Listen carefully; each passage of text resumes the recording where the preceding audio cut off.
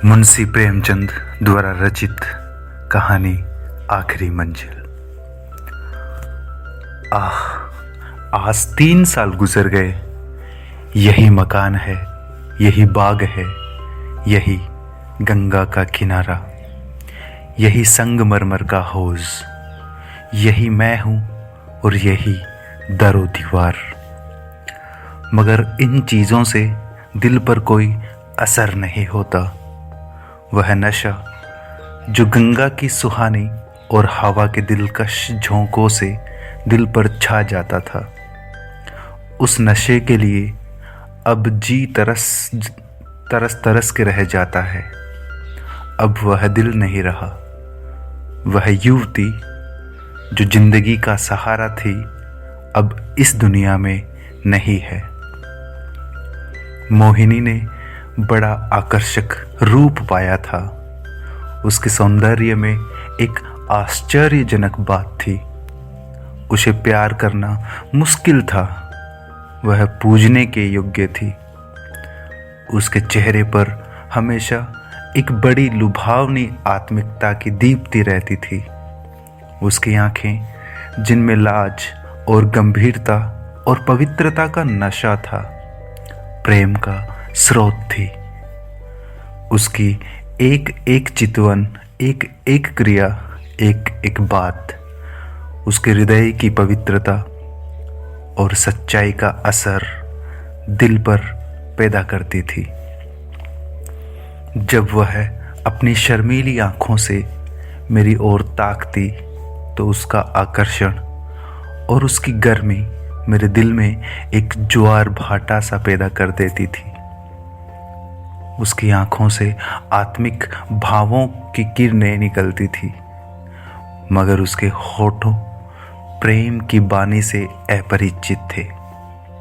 उसने कभी इशारे से भी उस अथाह प्रेम को व्यक्त नहीं किया, जिसकी लहरों में वह खुद तिनके की तरह बही जाती थी। उसके प्रेम की कोई सीमा न थी। वह प्रेम जिसका लक्ष्य मिलन है, प्रेम नहीं वासना है। मोहिनी का प्रेम वह प्रेम था जो मिलने में वियोग के मजे लेता है। मुझे खूब याद है, एक बार जब उसी हौज के किनारे चांदनी रात में मेरी प्रेम भरी बातों से विभोर होकर उसने कहा था, आह, वह अब आवाज अभी मेरे हृदय पर अंकित है। मिलन प्रेम का आदि है, अंत नहीं। प्रेम की समस्या पर इससे ज़्यादा शानदार, इससे ज़्यादा ऊंचा ख्याल कभी मेरी नज़र से नहीं गुजरा। वह प्रेम जो चितावनों से पैदा होता है और वियोग में भी हरा भरा रहता है। वह वासना के एक झोंके भी बर्दाश्त नहीं कर सकता। संभव है कि यह मेरी आत्मस्तुति हो, मगर वह प्रेम जो मेरी कमजोरियों के बावजूद मोहिनी को मुझसे था, उसका एक कतरा भी मुझे बेसुध करने के लिए काफ़ी था। मेरा हृदय इतना विशाल ही न था। मुझे आश्चर्य होता था कि मुझ में वह कौन सा गुण था जिसने मोहिनी को मेरे प्रति प्रेम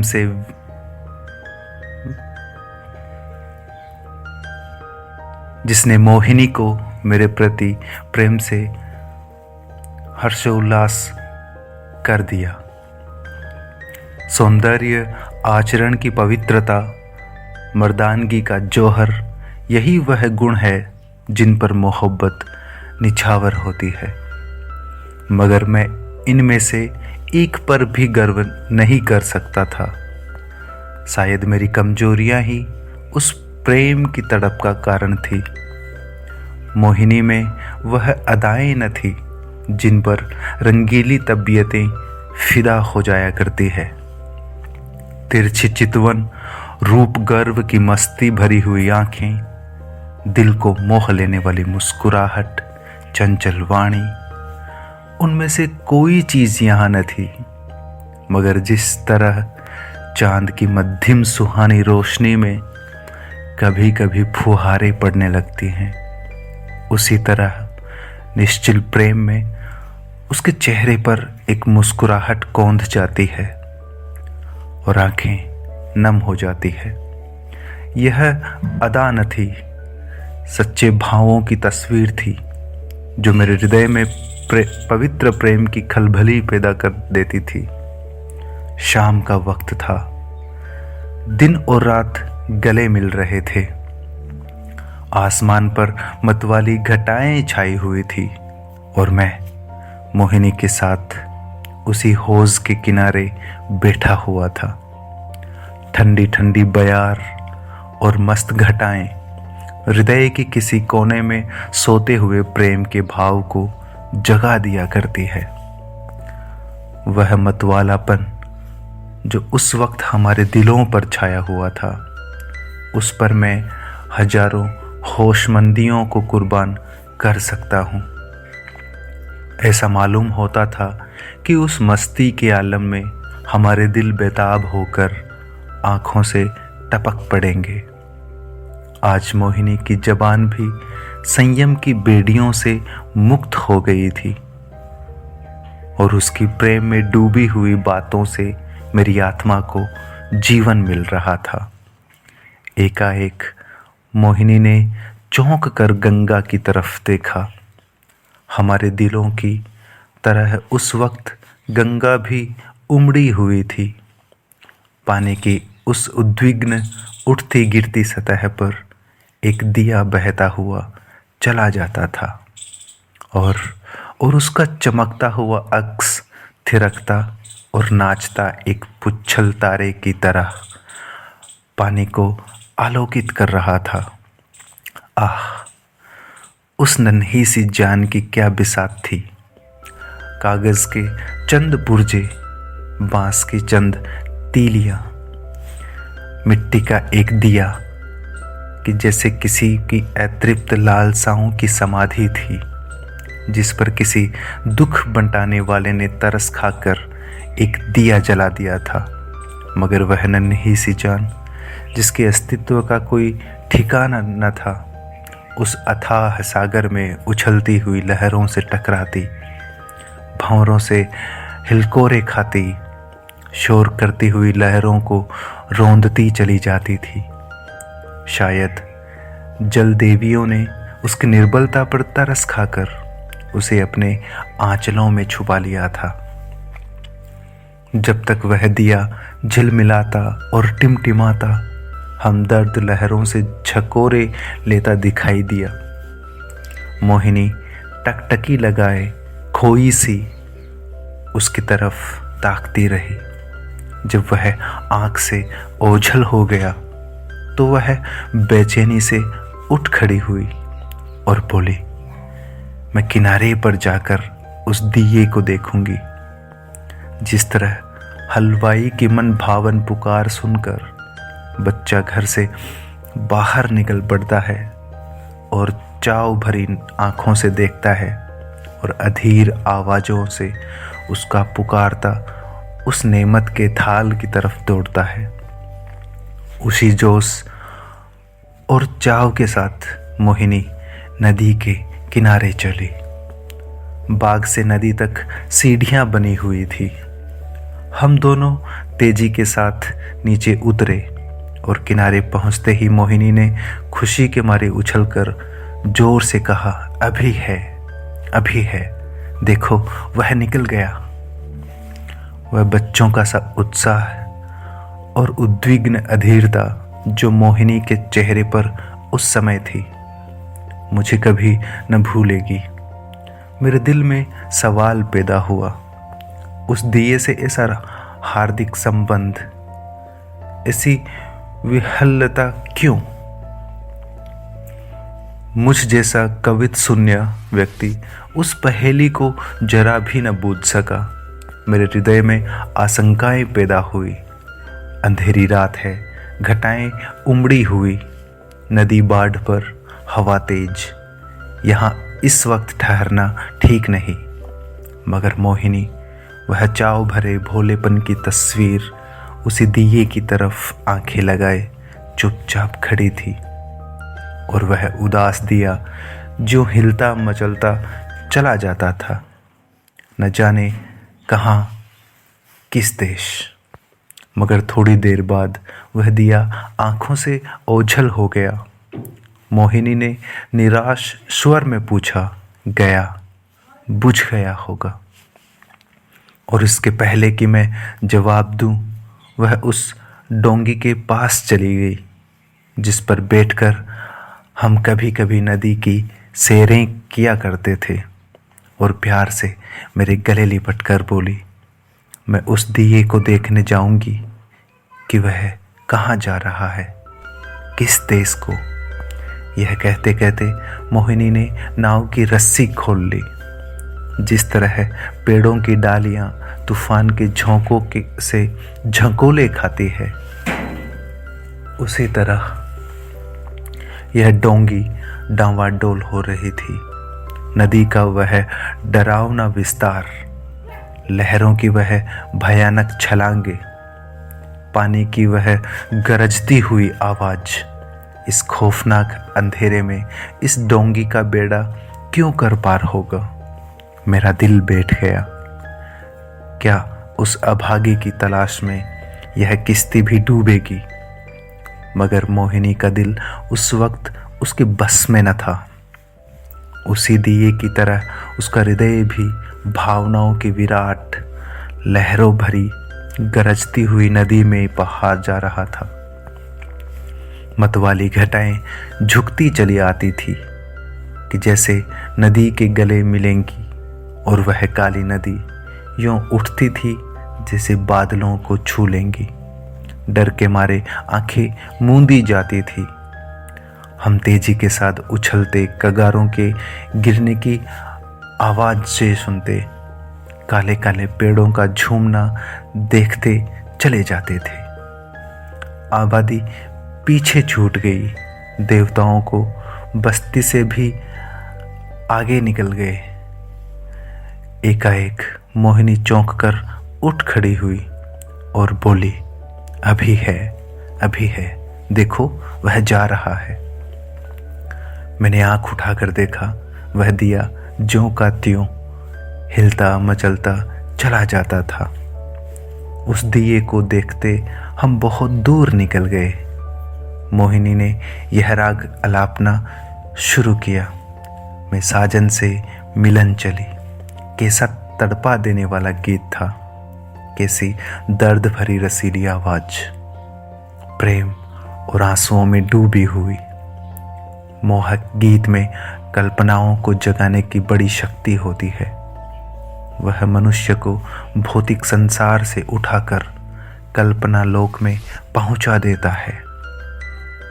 मेरे मन की आंखों में उस वक्त नदी की पुरशोर लहरें, नदी किनारे की झूमती हुई डालियां, सनसनाती हुई हवा, सबने जिसे रूप धर लिया था, और सब की सब तेजी से कदम उठाए चली जाती थी अपने साजन से मिलने के लिए। उत्कंठा और प्रेम से झूमती हुई ये युवती की धुंधली सपने जैसी तस्वीर हवा में, लहरों में और पेड़ों के झुरमुट में चली जाती दिखाई देती और कहती थी, साजन से मिलने के लिए। इस गीत ने सारे दृश्य पर उत्कंठा का जादू फूंक दिया। मैं साजन से मिलन चली, साजन बसत कौन सी नगरी, मैं बावरी ना जानू ना मोहे आस मिलन की, उससे ऐसी प्रीत भली, मैं साजन से मिलने चली। मोहिनी खामोश हुई तो चारों तरफ सन्नाटा छाया हुआ था, और उस सन्नाटे में एक बहुत मध्यम रसीला स्वप्निल स्वर क्षितिज के उस पार से या नदी के नीचे से या हवा के झोंकों के साथ आता हुआ मन के कानों को सुनाई देता था। मैं साजन से मिलन चली। मैं इस गीत से इतना प्रभावित हुआ कि जरा देर के लिए मुझे ख्याल नहीं रहा कि कहाँ हूँ और कहाँ जा रहा हूँ। दिल और दिमाग में वही राग गूंज रहा था। अचानक मोहिनी ने कहा, उस दिए को देखो। मैंने दिए की तरफ देखा। उसकी रोशनी मंद हो गई थी और आयु की पूंजी खत्म हो चली थी। आखिर वह एक बार जरा भभका और बुझ गया। जिस तरह पानी की बूंदें नदी में गिरकर गायब हो जाती हैं, उसी तरह अंधेरे के फैलाव में उस दिए की हस्ती गायब हो गई। मोहिनी ने धीमे से कहा, अब नहीं दिखाई देता, बुझ गया। यह कहकर उसने एक ठंडी सांस ली। दर्द उमड़ आया, आंसुओं से गला फंस गया। जबान से सिर्फ इतना निकला, क्या यही आखिरी मंजिल थी? और आंखों से आंसू गिरने लगे। मेरी आंखों के सामने से पर्दा सा हट गया। मोहिनी की बेचैनी और उत्कंठा, अधीरता और उदासी का रहस्य समझ में आ गया और बरबस मेरी आंखों से भी आंसू की चंद बूंदें टपक पड़ी। क्या उस शोर भरे खतरनाक तूफानी सफर की यही आखिरी मंजिल थी? दूसरे दिन मोहिनी उठी तो उसका चेहरा पीला था। उसे रात भर नींद नहीं आई थी। वह कवि स्वभाव की स्त्री थी। रात की इस घटना ने उसके दर्द भरे भावुक हृदय पर बहुत असर पैदा किया था। हंसी उसके होठों पर यूं ही बहुत कम आती थी। हाँ, चेहरा खिला रहता था। आज से वह हंसमुखपन भी विदा हो गया।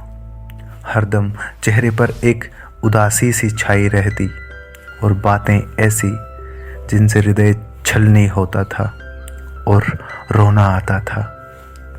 मैं उसके दिल को इन ख्यालों से दूर रखने के लिए कई बार हंसाने वाले किस्से लाया, मगर उससे उन्हें खोलकर भी न देखा।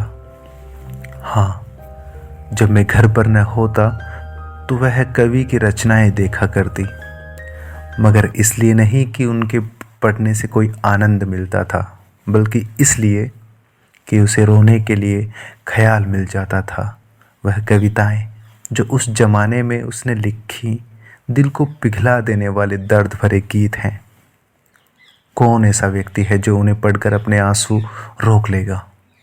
वह कभी कभी अपनी कविताएं मुझे सुनाती और जब मैं दर्द में डूबकर उनकी प्रशंसा करता तो मुझे उसकी आंखों में आत्मा के उल्लास का नशा दिखाई पड़ता।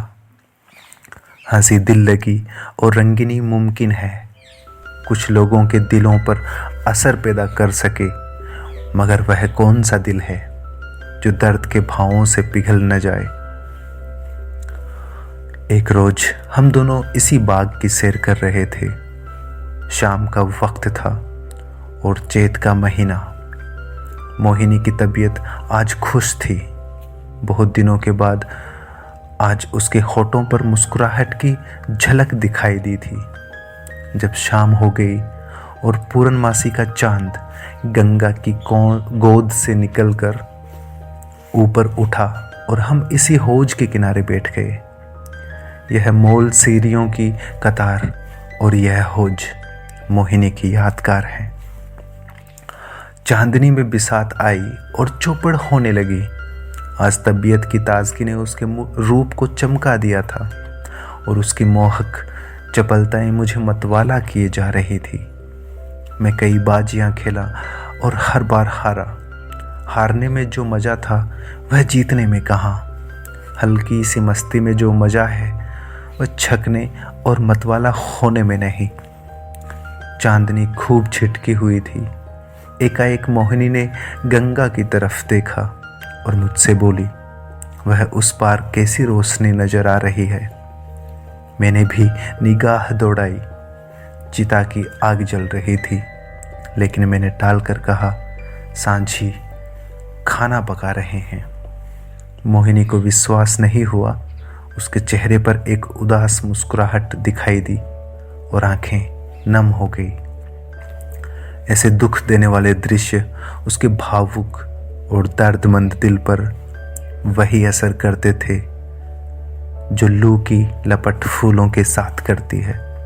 थोड़ी देर तक वह मौन निश्चला बैठी रही, फिर शोक भरे स्वर में बोली, अपनी आखिरी मंजिल पर पहुंच गया।